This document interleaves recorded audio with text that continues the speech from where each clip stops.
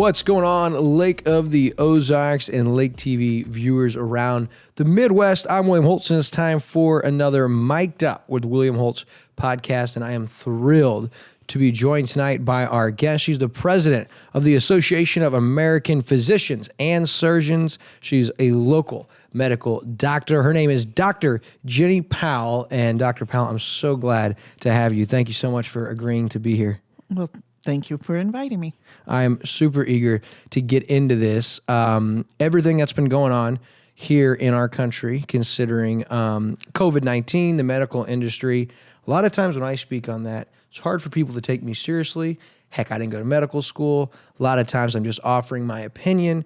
And so I thought it was important to bring in somebody that's been through medical school, has worked for commercial major medical care providers, and now have your own practice. That should give us a little bit better insight to the things that I want to know, the viewers want to know in regards to COVID-19 and this vaccine, or I don't know if you even call it a vaccine. So before we even get into that, I want to find out a little bit about your history, about your growing up, your education, and just who is Dr. Jenny Powell? It's a loaded question, right? I come from a very small town out from central Illinois. And I went to college for a year out of high school because I grew up in the Watergate era. And so my heroes were Carl Bernstein and Bob Woodward, you know. So everybody wanted to be investigative reporters. I feel terrible. I don't know who they are. Oh, my word. Okay, Watergate. That's all you need to know. Watergate, I'll write that down. And Washington Post. So I decide I want to be a journalist, and so I go to college, go to University of Illinois as a pre-journalism major with a concentration in the classics. And after a very, very long story short, after about a year, I realized that's not what I was supposed to do. So I just did not re-enroll for my sophomore year, got married, had a couple children. And then when I was 30, after years of telling God, I'll do what you want me to do and be what you want me to be, God says, I want you to be a physician. And I said, I can't possibly do that. At the age of 30, I mean, you're talking about some serious schooling. Pretty much, yeah. I thought about that today because then I went back to the University of Illinois, got my bachelor's degree in microbiology at age 34. At age 38, then I graduated from my medical school at the University of Illinois College of Medicine. And then 3 years later, I did a 3-year residency in family medicine. And that I was 41 years old and graduated from that the same year my daughter graduated from high school. Wow. I mean, so my kids basically went to school while I was going to school. So that's crazy. And just adding that up between your first year, you know, at J school or to become a journalist at the University of Illinois to those 10 years of medicine school. And, you know, that's 11 years of schooling that you did. You've got some experience studying medicine. I can, if you put something in a multiple choice question, I can almost answer it. Yeah. Well, I do know when I attended the Freedom to Choose event, we had experts, we had people on this panel, and that was an event for those of you at the end of August here at Heartland Worship Center in Camdenton, and it was just a freedom to choose and to know your rights and also know some things. And it was great because of all these people on this panel, they kept referencing and referring to you. I think we're going to let her take this one. You fielded a lot of those questions because you did have the most impressive resume and most education on that panel. So my point is, you're very, very well studied. You're very well read, and you've done some things. And the fact that your initial degree was in microbiology, that's crazy. I mean, so you knew the reason you did that it was to become a physician, but that just doesn't even sound fun. A degree in microbiology. Are you kidding? It's the little things in life that are the best. You're talking about like the atoms and the cells and... Yeah. I'm talking about bacteria and viruses and proteins. And what really turned me on was molecular genetics, you know, which is... Who doesn't get turned DNA, on by that? RNA, things like that. So that's crazy. That's the one biology and chemistry, anything science. I was not I didn't excel in. So that's why I say that. To me, thinking about learning that for 4 years would be challenging. But I'm so glad you did, because it allowed you to learn the things and put you to where you are now. So let's go back to you're 41. You graduate, and then your daughter graduates high school. So now at the age of 41, what's next? So I go to the only thing that I know to do, and that is I worked for a Catholic hospital system at one of their clinics in central Illinois, and did that for 4 years. And then in 2006, my husband and I made the best decision we ever made and moved to the great state of Missouri. Yeah. And got a job. You know, as a family physician, you can get a job pretty much anywhere.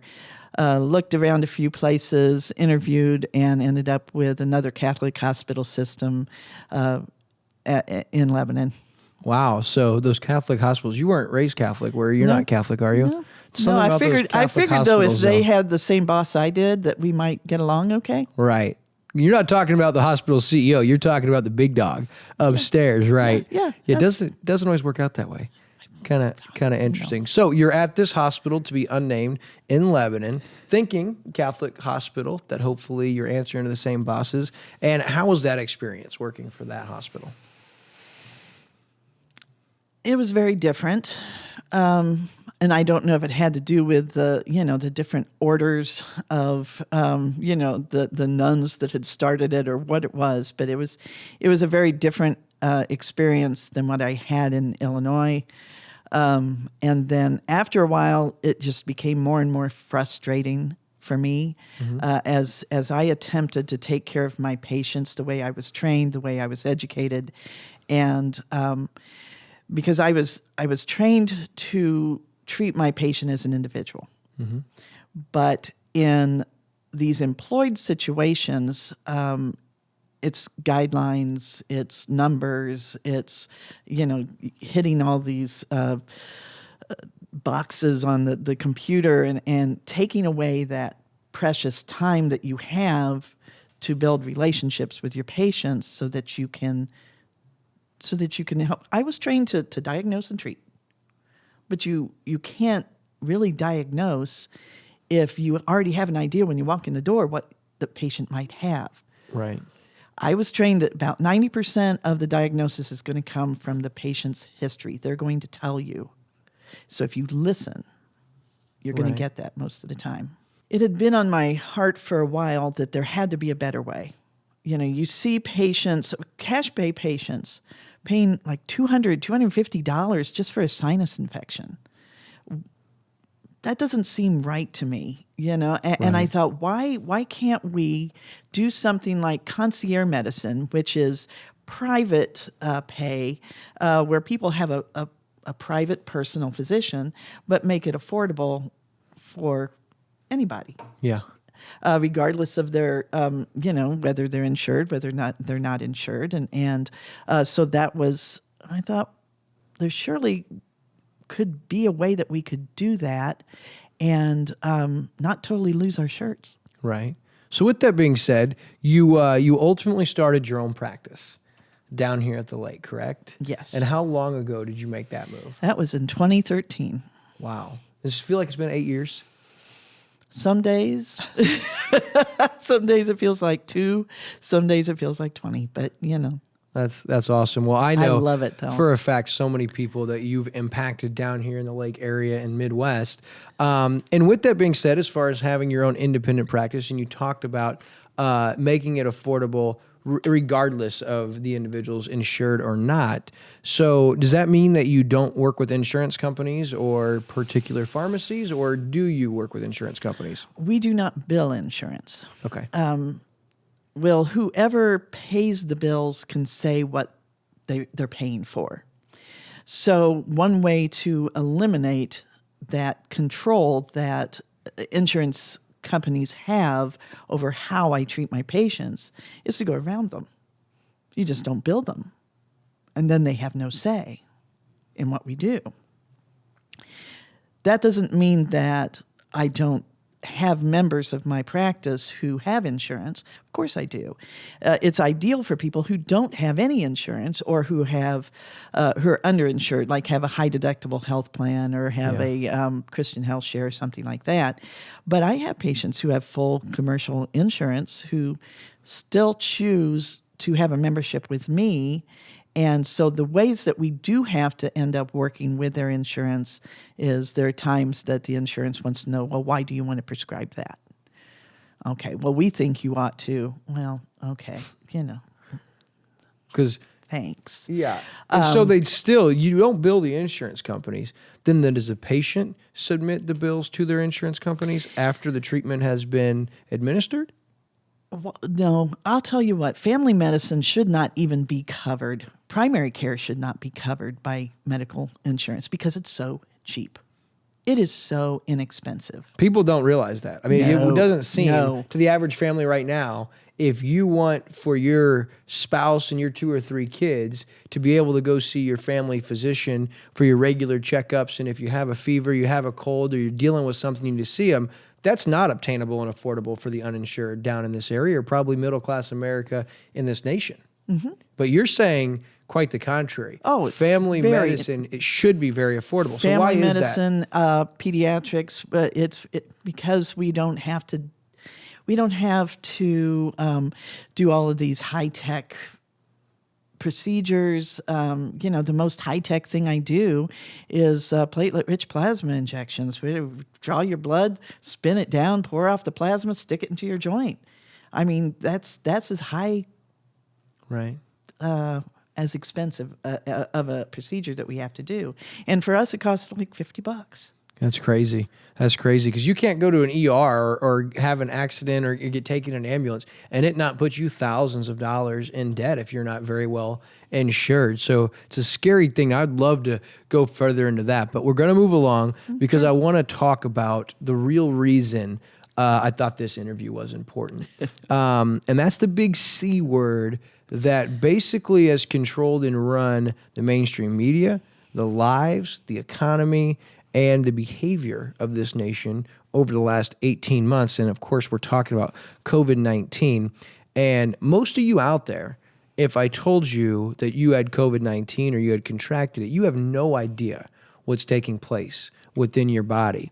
And so when you contract COVID-19, it's a very unique thing, and maybe not unique to you because it's similar to other things you've seen, but it is very complex what actually takes place. So Dr. Powell, can you tell us, and maybe in layman's terms, I was trying to remember some of those terms before we came on, but what is it exactly that happens to your body and your immune system when one contracts COVID-19?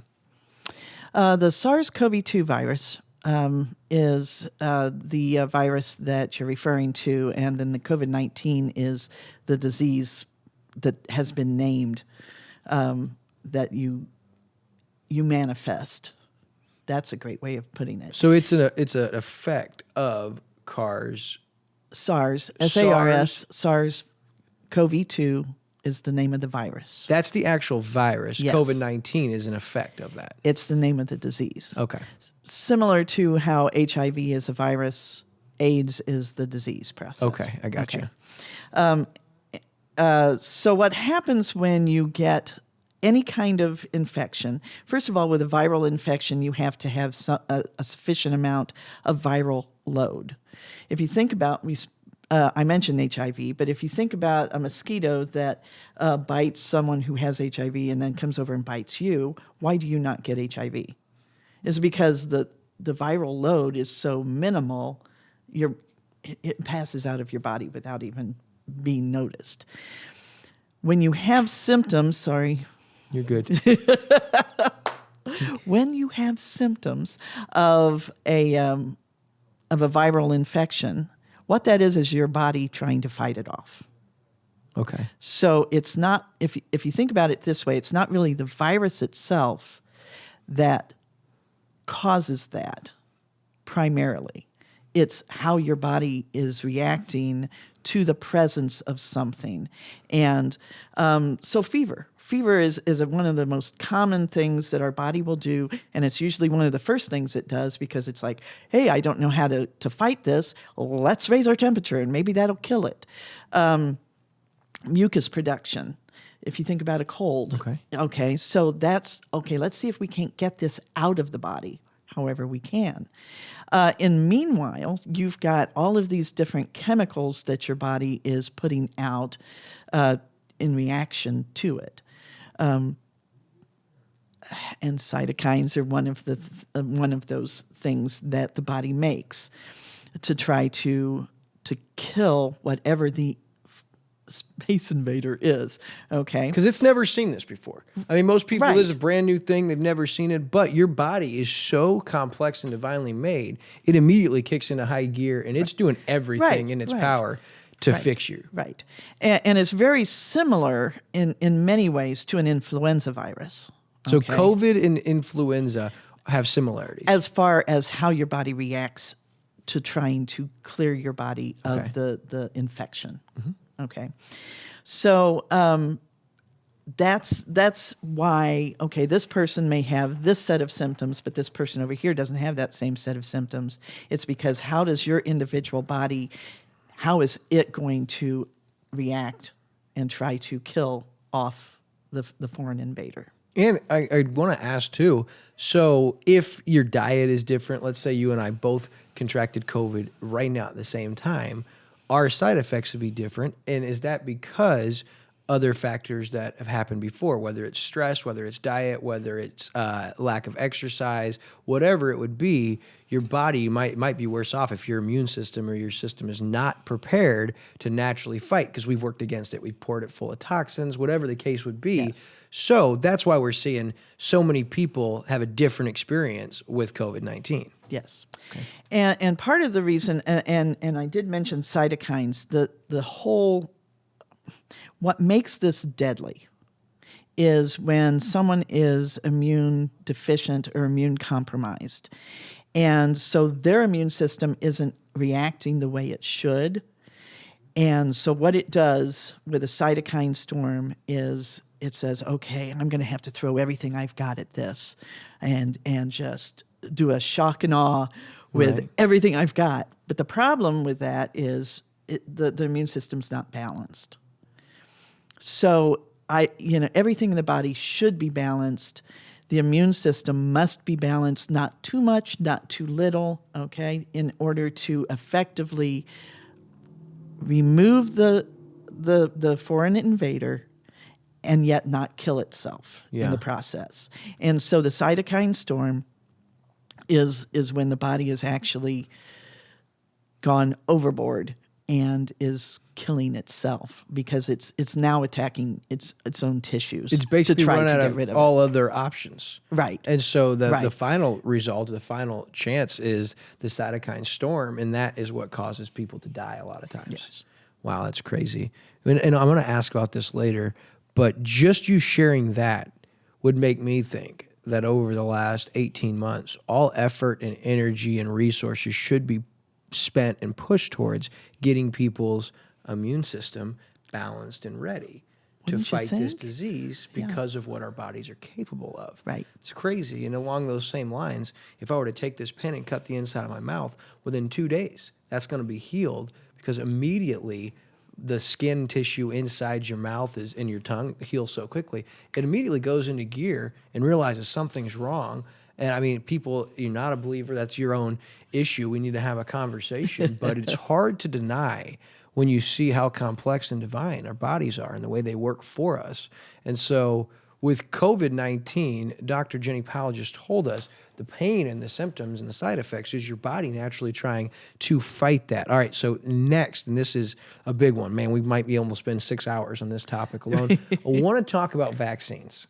Obviously, it's a huge part of the FDA and the CDC's efforts right now is to get everybody vaccinated. But before we go into the COVID-19 vaccine, I want to talk about the history of some other vaccines and what we're seeing on the market and being promoted in comparison to how long some of these vaccines. So I'll kind of let you take over, but this vaccine we're seeing is in my opinion, and we'll feel this, maybe a little misleading, but what have we seen in other vaccines that have been approved by the FDA and then administered regularly and have been great blessings to many people? What similarities and what differences are there? And let's just start with some of those other vaccines that you've seen and are familiar with. Well, I think first we need to talk about the history of how this came along. And before Dr. Jenner in the late 18th century came up with this concept of vaccination, there were people who, because smallpox was just devastating. And so they would do something called variolation, which is kind of cool, but it was kind of scary at the same time. What they do is they would put little cuts in the skin, and then they would take the scabs of people who had smallpox and infect their skin with smallpox, so that all they would get would be the skin manifestations of this, hopefully. Right. There were people who still got smallpox and died, but for a lot of people that did help. And so that they got a milder case of smallpox, which gave them natural immunity against the smallpox. Right. What Dr. Jenner, who was a country doctor in I think England, he noted was that his farmers who had been around their cattle who had cowpox seemed to be immune to the smallpox. And so he had this theory, maybe it's related enough that it's giving these people natural immunity from the smallpox. So he developed this vaccination by taking the cowpox virus, which is harmless to humans, and inoculating them with the virus of the cowpox. And yes, I'm going to tell you, there's always people who will react badly to any kind of vaccine because we're all individuals. Not everybody can. Right. So that's why guidelines really, you need to sit there and decide, okay, risk versus benefit for anything. But, and he basically, we wiped out smallpox in the world because of that. And this was a long time ago? Late 18th century. So with that, how long did it take once he had this idea and he started to try to turn this cowpox into something that he could administer into humans? How long did it take until it was working and it was available? I can't really answer that question because I don't know. I learned all this in my immunology class, but that was a little while back. I've slept since then. But I can tell you that George Washington wanted all of his soldiers to be vaccinated against smallpox. Yeah. Yeah. So, it was shortly thereafter. Yeah. So it must not have been too long for them to figure this. So, when you think about vaccines, there's always, you have to, again, think about risk versus benefit. I have seen an infant with pertussis, and it was scary. It's whooping cough. Okay, whooping cough. In a kid, it's got that characteristic cough, and it's an irritating thing. And in adults, it may be the cough of 100 days. Okay, let's try some doxycycline or something for. But in an infant, they stop breathing, and so that is why we like to have children, infants, immunized against pertussis. It's good for the parents to be immunized against pertussis to help, for these little ones that cannot fight against that. So there's some very good things that can come along with vaccines. There are some vaccines that are just, I'm not really sure why we have them. The chickenpox vaccine is one. It causes issues in adults adults are the ones that can die from chickenpox. But I got chickenpox when I was young, and I was vaccinated afterwards, even though I should have had natural immunity. But I ended up getting shingles at the age of 25. Well, and shingles is chickenpox, Right. and it's a smart virus. A smart virus does not kill its host. This is one of the big things that we learned. So that's how you can tell if a virus is an immature within its host or not. Right. How many centuries has this been around? Right. But so it's not a matter of shingles can cause encephalitis. We know this. So if the whole concept of the chickenpox vaccine is to try to prevent shingles, then why do we have a shingles vaccine that doesn't prevent shingles outbreaks? What it does is help prevent the post-herpetic neuralgia that can come from having shingles. There are some people, particularly when they're older, will get a chronic pain syndrome where they had the shingles. And so that's what that vaccine is supposed to do. Gotcha. So of all these vaccines, and I know some you feel are more crucial or valuable or needed than others. And then that brings me to the variety of COVID vaccines as they've been labeled that have been pushed. So is what we're seeing on the market and promoted so heavily, is that a vaccine? And do you think that there is science or proof that it has been a positive thing, the COVID-19 vaccinations? When you think back about what I said about the smallpox vaccine, it was a cowpox virus. Vaccines are usually either killed viruses or attenuated, which means that they make them more mild. Okay. Not as disease-causing, if you will. And that's what a vaccine is. The idea of giving you immunity to contracting it. Using because here's something I want you to think about. Epstein-Barr virus, for instance, is a virus that one of the diseases it can cause is mononucleosis. We have a suspicion that it may have a role in multiple sclerosis as well. But when you look to see if somebody's ever been exposed to Epstein-Barr virus, there's multiple immune globulins that we look for, not just to the surface of the virus, but also to the genetic component within the virus. So when you you're exposed to some kind of virus, your body is going to be exposed not just to the surface of it, but to as it's broken down. So all of those components within the virus, your body is going to see, and your body is going to make some kind of immunoglobulin or particular types of T cells to attack it if it ever sees it again. Gotcha. Okay. So what these injections are composed of are either DNA or messenger RNA components that are injected into the body. And here's the idea. Messenger RNA is like a blueprint for making proteins. So it's like the body takes the blueprint to the construction crew and says, this is how you're supposed to build this protein.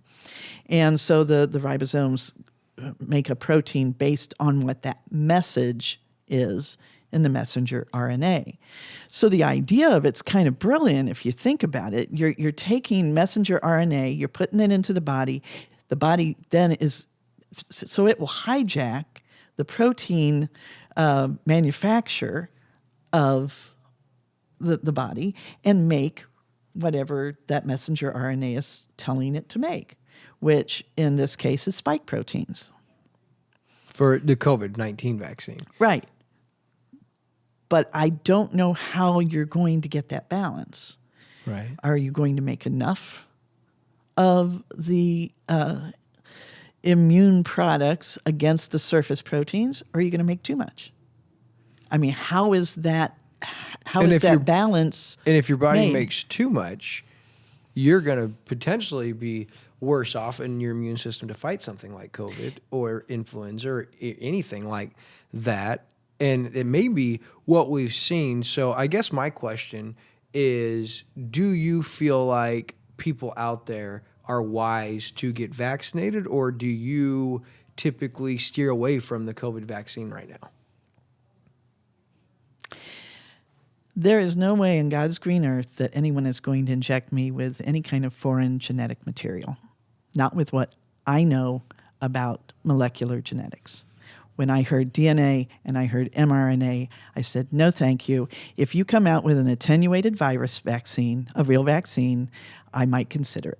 Yeah, and I think that's so important because of the knowledge you possess and the extensive amount of research that you've done, that you told me that, because that speaks volumes to me and carries a lot of weight. With that being said, I'm super curious because right now there's so much information out there and we're not sure how much is credible or where it's coming from. But I'm curious.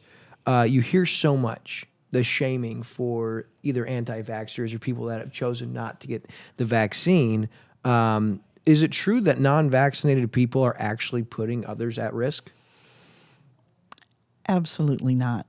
That is so counterproductive or counterintelligent. That's not how our bodies work. How does someone who is not been injected with genetic material to make these surface proteins, these spike proteins, how is that dangerous to anyone else? Right. That doesn't make sense. Is someone who hasn't been vaccinated against chickenpox a danger to anybody? To give them chickenpox. You're right. I mean, that doesn't even seem to really... Well, particularly to the vaccinated.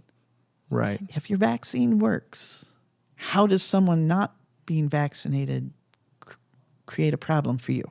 I think you said it really well a few weeks ago when I was at the clinic, and you said telling a non-vaccinated individual that they're a risk for the vaccinated would be like telling non-smokers they are a risk for smokers. Yeah. I mean, Pretty much. And that's a really good analogy to think about that. To think about, okay, so if I don't smoke cigarettes and my dad who, smokes 3 packs a day, that's like me saying when I'm around him, I'm putting him at risk because I'm not smoking cigarettes. Is the exact same logic used to say the non-vaccinated, which I'm one of, are putting the vaccinated at risk? How about this? Is it possible that the vaccinated could be putting others at risk? I would say, think about if your body is creating these spike proteins, and how are they being shed? Could you be shedding, the proteins that your body is making unknowingly? And could those spike proteins, because with the RNA, are they supposed to mimic CARs or SARS? Are they supposed to? So yes, it's to make the same proteins that's on the surface of the SARS-CoV-2. So if you're the shedding idea. all of these proteins as a vaccinated individual, we don't really, whether it's through your sneezing, through your coughing, through your bowel movements. Right. We don't know. I mean, now we do know that SARS-CoV-2 virus itself is shed, and it's through the fecal oral route, which is kind of gross. Which is why I'm like, okay, if you're going to flush the toilet, make sure you put the lid down so Which it doesn't no one's aerosolize. talking about that, though. As gross as it is, that's super important that this SARS-CoV-2 is shed through your fecal matter. So, folks, when you fart or when you take a dump, don't flush the toilet till you've closed it, and don't fart around others. That's something I got to tell myself, Dr. Powell, because we think that's when I hilarious first in our learned house. that. When I first learned that, I said maybe we should be putting the masks on our butts. I mean, but seriously, although we wasn't even going to bring up masks. But if the goal was to keep the spread, Just don't. Would the mask do anything if we put it on our butt and prevent the fart from getting out there? It probably worked just as well as it does on your face. Right. Which is just crazy. So much of the misinformation and the things out there, including hand sanitizer and the high alcohol and what that does to you, natural oils your body produces to fight bacteria, and the long-term damage it does to your skin. But no one's talking about those things. So vaccinated people could potentially put non-vaccinated or other people at risk just because their body is somehow shedding these proteins, and we're not sure how. And these proteins are RNA mimicking the protein that's found on the surface of COVID-19 or SARS-CoV-2. Which so is it's possible. When you think about the whole concept, and I was so appreciative of being able to hear Dr. Robert Malone, who was the inventor of this messenger RNA technology. I was thankful to get to hear him speak about it. And if you think about it, it's very brilliant. But on the other hand, how do they decide? How can they, okay, where in the body is, what part of it is actually making this protein? How do we know how much of these proteins we're making? Right. And quite frankly, it's a lot easier to fight a virus or a bacteria than it is proteins. Yeah. I mean, it sounds wonderful. I mean, it's a brilliant concept, but there's so much unknown. You're not even positive it can be a good thing, or it could end up being a damaging thing to your system. Heaven forbid it produces way too many of those proteins and it goes to the wrong area. Mm-hmm. I mean, there's many things that could go haywire. Right. Okay, I want to know about the numbers, Dr. Powell, that we're seeing, because in my guesstimation, the FDA, the CDC, and the mainstream media at this point in time are not necessarily to be trusted.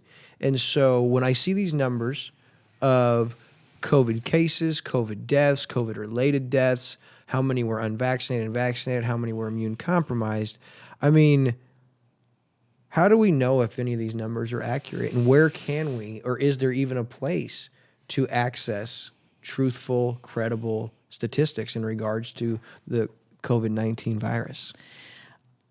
I think because it's worldwide, it's going to be difficult. If you had a smaller population, you would better be able to tell, okay, how many folks did really die from this, how many folks died with this, how many folks have not even shown any symptoms. But when you have such a large population, and so here I am giving the CDC their due understanding that you can't really ever have an accurate number anyway. But let me say, if, for instance, someone were to get some extra money for a particular diagnosis, would you think that maybe that diagnosis would be exaggerated? Oh, I mean, greatly. I would, you might think, why not? Right. And so you have to also think about that. You always have to think about, okay, yeah. I mean, ultimately, everything that we're discussing today boils down to the almighty dollar, in my opinion. And so what Dr. Powell is saying is, and these numbers have been thrown around, but at one point in time, for any provider that took somebody in and said, yes, they tested positive for COVID, there's a $19,000 stipend or check or whatever you'd call it. And then if they have to be put on a ventilator, we're talking about another like $39,000, correct? So each one of those yeses onto a ventilator is an extra $57,000 that Medicare pays these healthcare providers. Now, if I'm keeping stats for a football team and I could just change a tackle to a sack and no one would know it, and it was going to get my quarterback or my defensive player an extra $100, what harm am I doing, right? And that's exactly what's going on here, because everybody's got COVID. Everybody came in, and the reason they're sick is because of COVID, and heaven forbid they die, it's going to be COVID related. And you're saying, well, there's money tied to that, So it's going to be really hard to find credible numbers when you have that going on. Right. Yeah, that's unfortunate. It's kind of sad. It's almost laughable how corrupt it is. And then it's like, just sad It's sad. that we've gotten here. It's crazy. All right, now you've told me so many times that William, the truth is available. And so I want to talk about, in your opinion, Dr. Powell, right now, what are some of the biggest lies or misconceptions being told, being pushed, that not just our community, but people with questions and concerns and uncertainty at this point in time need to know about? I think one of the number one myths, we'll call them myths instead of lies. Yeah. It just sounds better. Yeah. One of the biggest myths is that there is no early treatment. Yeah. Now, there is no cure. I would say there is no cure. There is no cure for the common cold. Okay. Right. But there is early treatment available. That's one of the biggest lies or myths. I forgot my own wording. That concerns me. Another one is this concept of an asymptomatic carrier. Which means they don't know they have it, right? Right. Remember what I said about viral load? Mm-hmm. Okay. If they have to go so far back into the nares, up into, to halfway to your brain to get a sample for a test, how can someone who is not coughing, sneezing, showing any kind of symptoms have a sufficient viral load to infect somebody else? Right. It's counterproductive or counterintuitive. That's the word I keep looking for. It's counterintuitive that there would be sufficient viral load for you to be able to make someone else ill. Yeah. It just doesn't make sense to me any more than that mosquito. Right. Right. I want to go back to, you said there is no treatment, and that's probably at this point, even more than the vaccine mandates and the effort, is at this point, how come there has not been a huge effort and amount of resources poured at promoting every individual out there boosting their immune system by taking the right supplements and vitamins, changing their diet, and doing things that we have control over every day, knowing most likely you're going to get COVID, but we can help you as medical providers, as doctors, as nurses, as the CDC, as the FDA. We can help you by getting your system ready, like you talked about, your immune system balanced. So when it comes time to a brand new virus your system is unfamiliar with, it's balanced and it's ready to figure out what it needs to do to get rid of it. But there is no effort, no push whatsoever to that. Why is that? There's no money in it. Right. If you can cure cancer before they get to chemo or radiation, there's no money. Well, if you can prevent cancer. Yeah. Before any of those. Then right. It's not a multi-trillion dollar If you can industry. prevent multiple sclerosis, if you can prevent a cold, if you can prevent any of those things, there's no longer a demand for doctors or hospitals at a certain extent to where we are now. Right. I mean, but you also have to think it's more than just pharmaceutical. It's more than just the mainstream medical system. Okay, it goes to food, it goes to water, it goes to the things that are better for us. Why do they cost more? Yeah. And another thing that right along those lines, when we talked about doctors prescribing, they're no longer having that interaction, and that's what ended up breaking the straw that broke the camel's back for you, is when you go in to see a doctor and you tell them what's wrong, they're quick to tell you what they can prescribe you, but they're never quick to ask you, what's your diet like? How's your relationship going? Are you sleeping? What new things have come into your life that haven't before? Do you smoke? Do you drink? All of those things that would be incredibly important factors to find out how we can actually get a cure. They're not doing those things. Right. They're just finding out what hurts and painting everything with the same brush, and that's typically some kind of pill. That's some kind of Band-Aid fix. And it's really what's gotten us to the point where we here at Lake TV have gotten so heavily interested and have kind of jumped head over heels into this, and we had you on. So those are the two biggest that you said myths currently are that there's not early treatment or things we can do, and secondly, the asymptomatic, because you're calling BS on that. Oh, yeah. Like, you can't, because that's such a big deal we heard about, not as much right now, but about 3 or 4 months ago, it's all you heard is, well, be careful, because even if you're not feeling bad or you still have your taste and you're not coughing, you might be asymptomatic. So you have to wear a mask, you have to get vaccinated, because wouldn't you feel terrible if you were asymptomatic and didn't know it and gave, well, you couldn't, because your viral load would be so small, you wouldn't be able to pass on anything. Right. So those are the two biggest, but isn't there such a long list?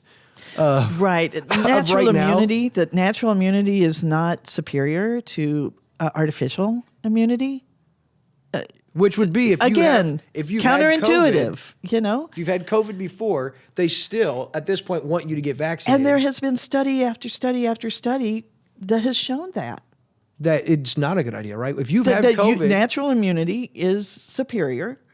So if you've had COVID and you've gotten past it, right, and now your body should have natural immunity, which would far trump any artificial vaccine or injection they want to give you to prevent this. But they're still recommending people that have had COVID get the vaccine. And then we're seeing those people catch COVID again. Isn't that medically impossible unless this vaccine came in and altered or messed with? Well, think about what the injection is doing. It causes you to make the spike protein. Well, your body has already seen the spike protein, and so it's going to go, aha, I just saw this last week or last month or last 6 weeks. And there you go. Wow.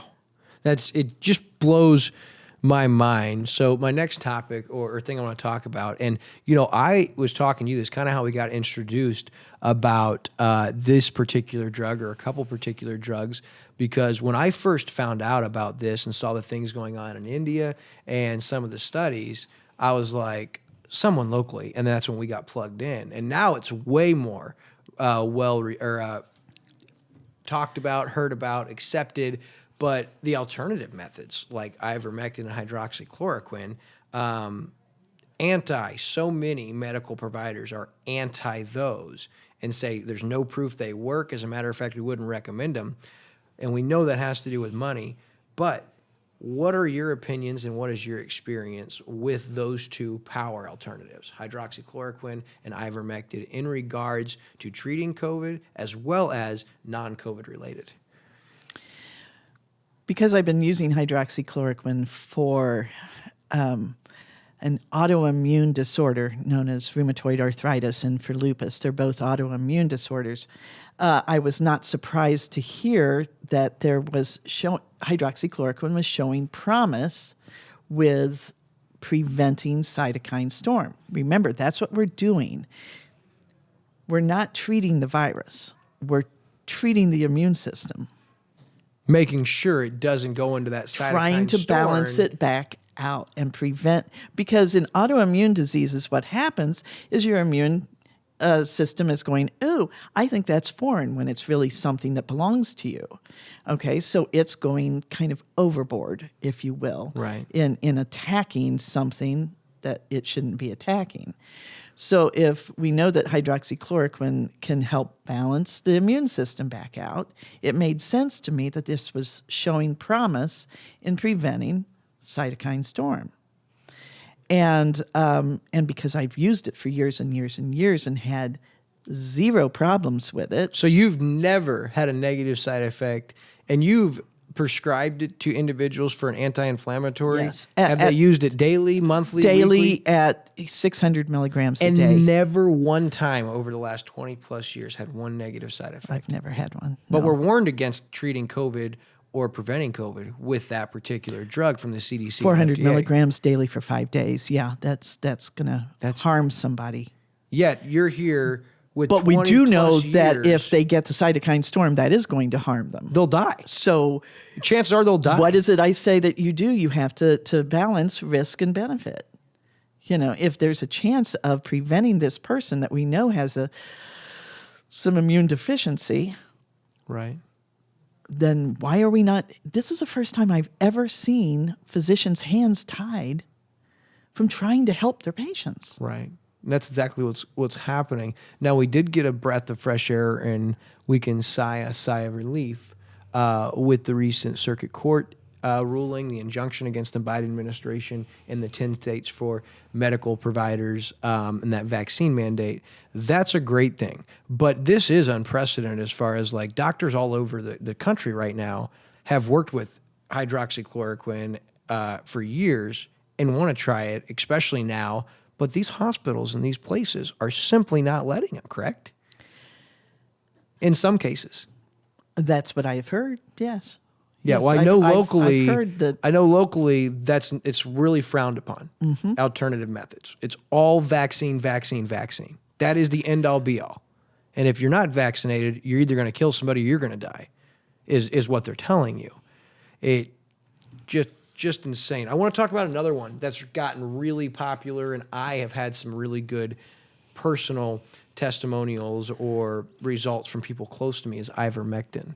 And that's a drug that's been around forever. It's a great drug. I mean, it's more expensive than the hydroxychloroquine, even for us to dispense out of our office, but very effective.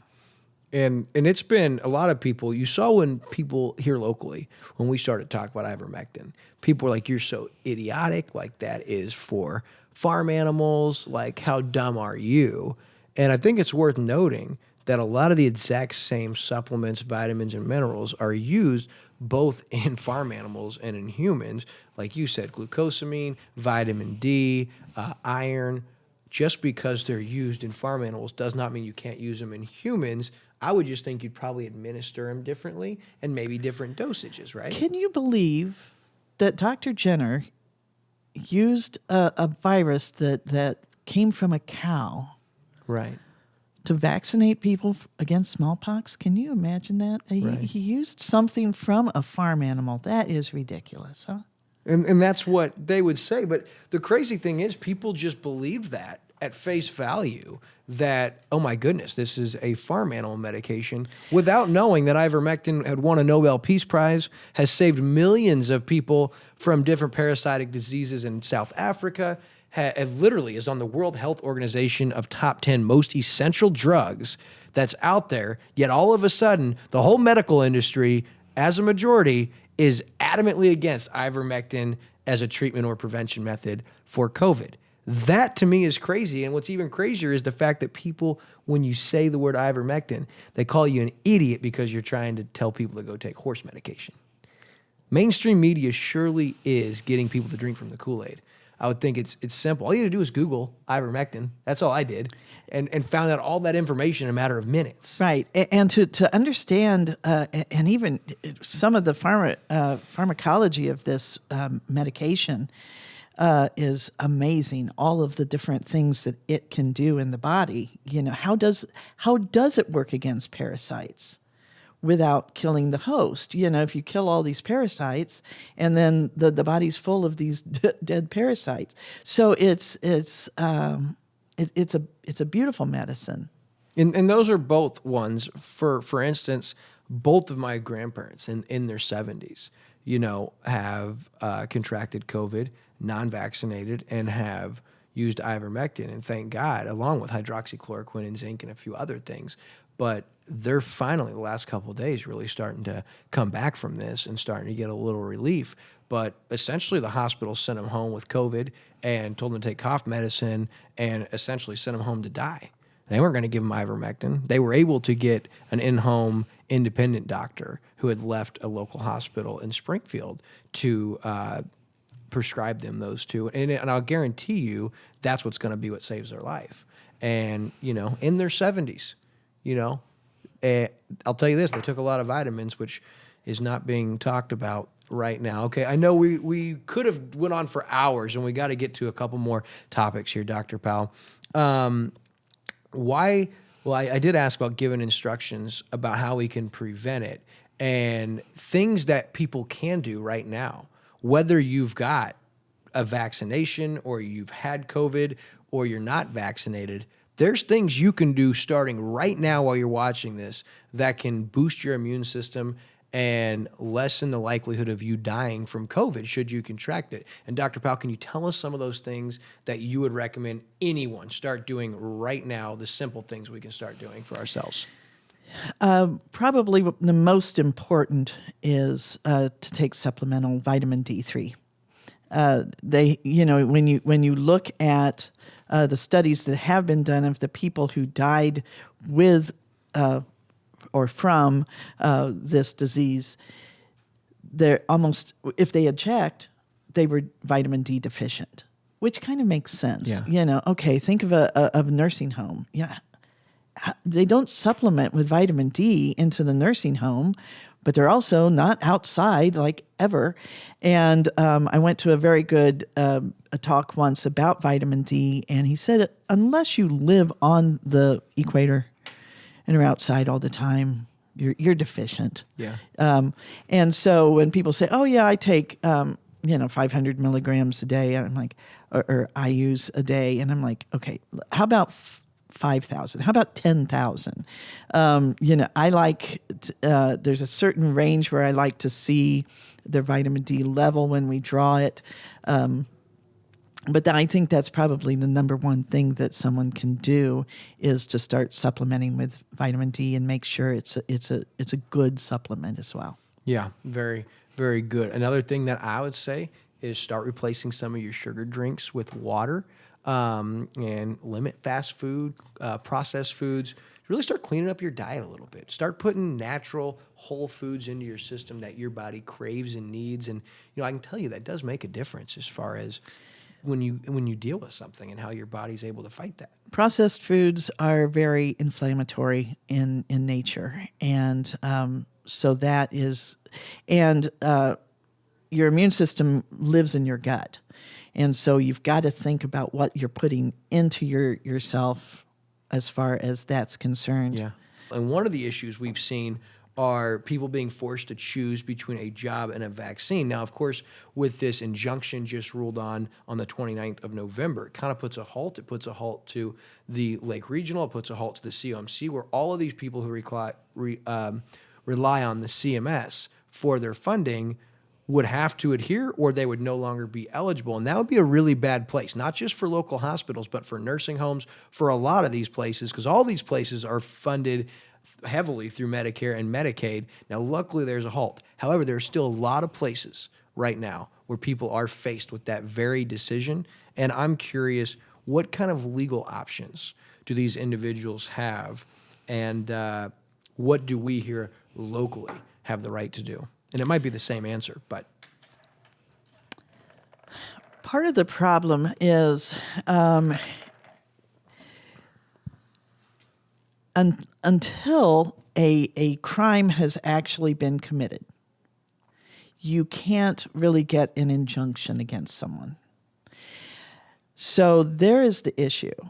But I think I would recommend people go to chrisannhall.com. She's a constitutional attorney who teaches about the Constitution for free, and she has some very good information on her website as far as how to put together a good argument for the unconstitutionality of any kind of mandates. Right. Okay. But I think Senator Mike Moon said it best. If a job is requiring you to do something that is against your conscience, and you think they do not have the right to do, we're not slaves. Right. We're not indentured servants. You can quit, and it may be that this is just not the right job for you. You feel that little tug, right? That Holy Spirit Right. tugging at your heartstrings. It might be time to answer, and this might be the perfect opportunity. So are you going to be a slave or an indentured servant, or are you going to be a free individual? I see a lot of people right now that I have looked up to my whole life that have had to compromise those values, and it greatly is unfortunate as it is for them that they're stuck in that situation. The way they've responded to that has greatly affected my opinion of them.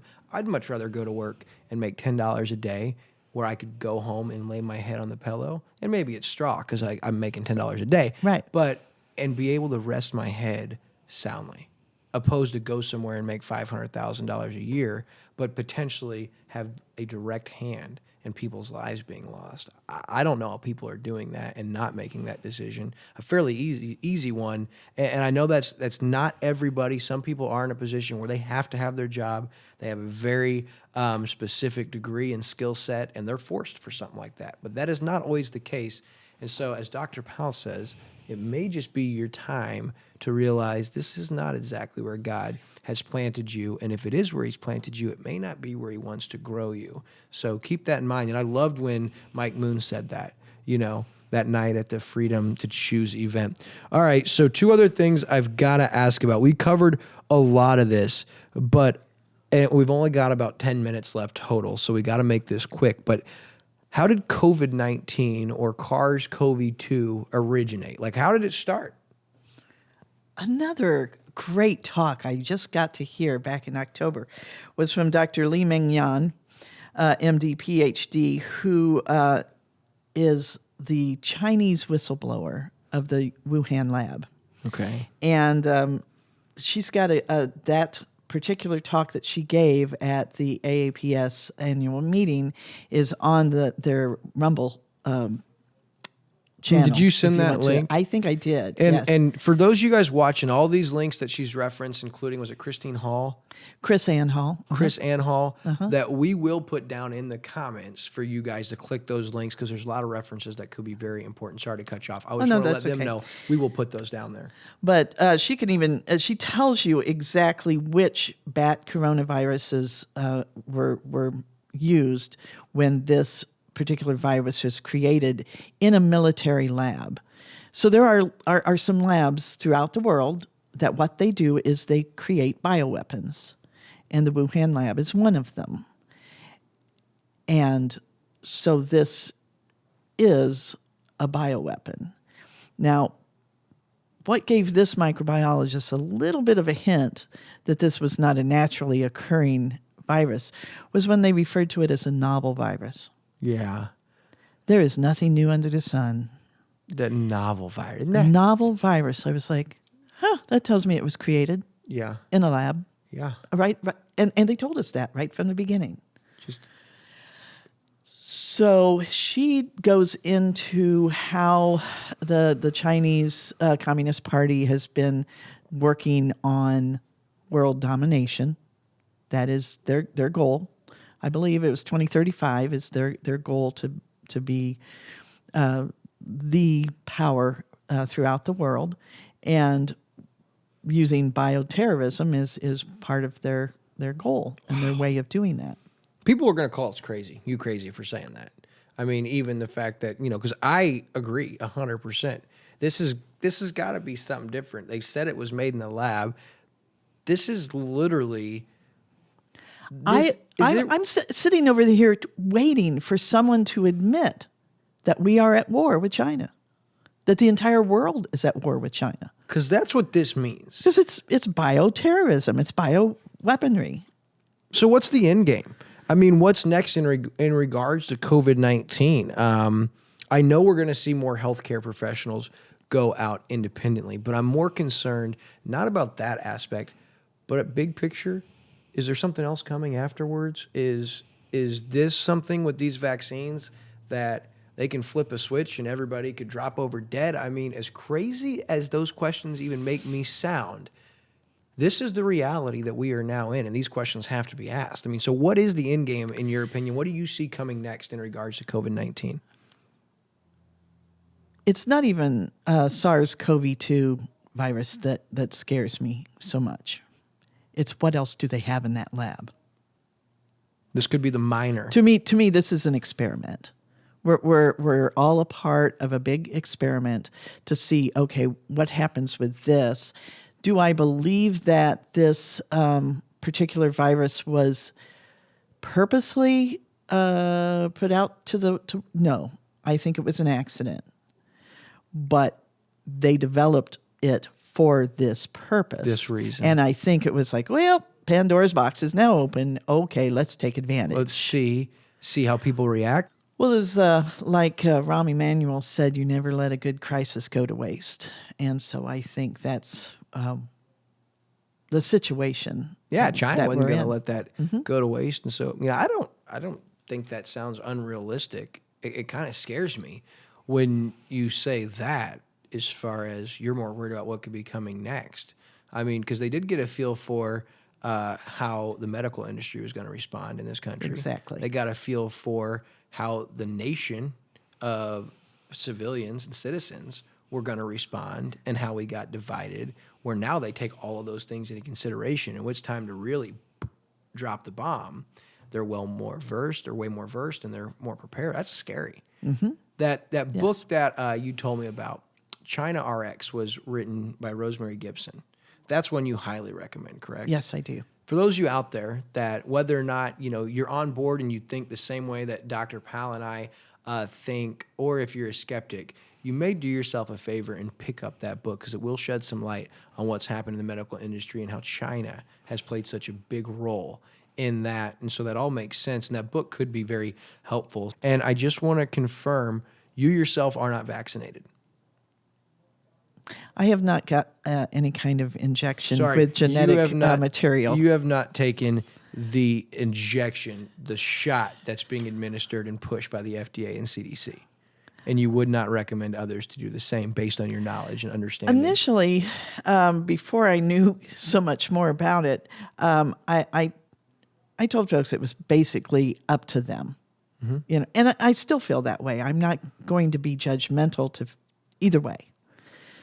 But I cannot, with good conscience, actually encourage it at this point. Very good. And I wanted to talk about the alternative or another option, hydroxychloroquine. And you've told me you've had numerous COVID cases come through your clinic.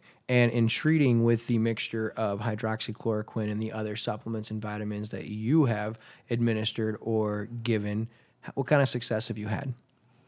I have had 0 deaths. Wow. 0 COVID deaths. I've had, of the people that I've been able to give the 5-day treatment, I've had 0 cytokine storm. Wow. Which no to ventilators? Me is no. No hospital visits, no deaths. And we're not just talking about a couple. You have had a lot of COVID cases. And so we're not just talking myths here. We're not just talking fantasy.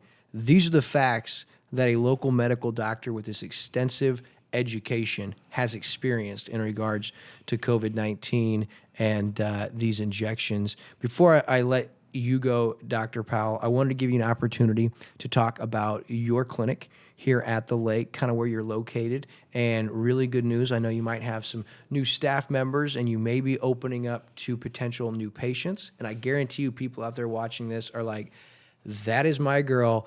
I am going to see her. So tell us about your clinic and how we can reach out.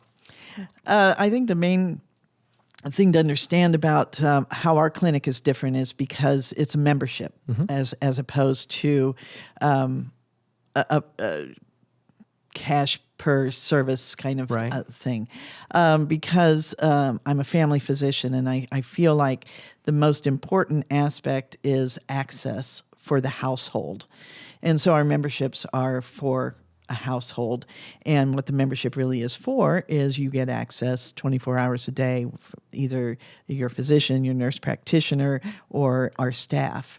There's always someone there for you because, and we can do home visits. We can do so much of what we do can be done. You don't even have to come into the office. So that's what the membership is, and it's very affordable. I owe you a couple months of membership. The lady's been my doctor for 2 months through text message, helping me out, and I haven't paid her a dime, so I owe you a couple months. I have not given you any medical advice at all. Oh, you're right. You haven't given me, you've just said, don't do this, dummy. And she says, quit drinking, dummy. But so, and how could we reach out and set up a visit or find more out about your clinic? Check out our website at dpcareclinics.com. Or give our office a call at 573-933-0870. Very good. That is Dr. Jenny Powell. And I cannot tell you how much I appreciate you doing this. I've bombarded you with questions and requests and information, and you have been so gracious.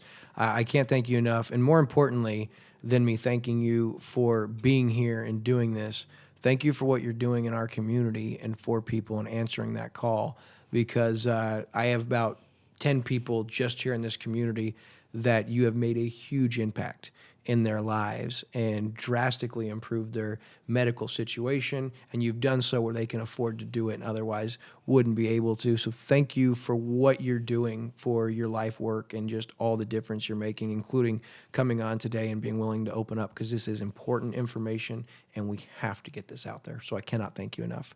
You're very welcome.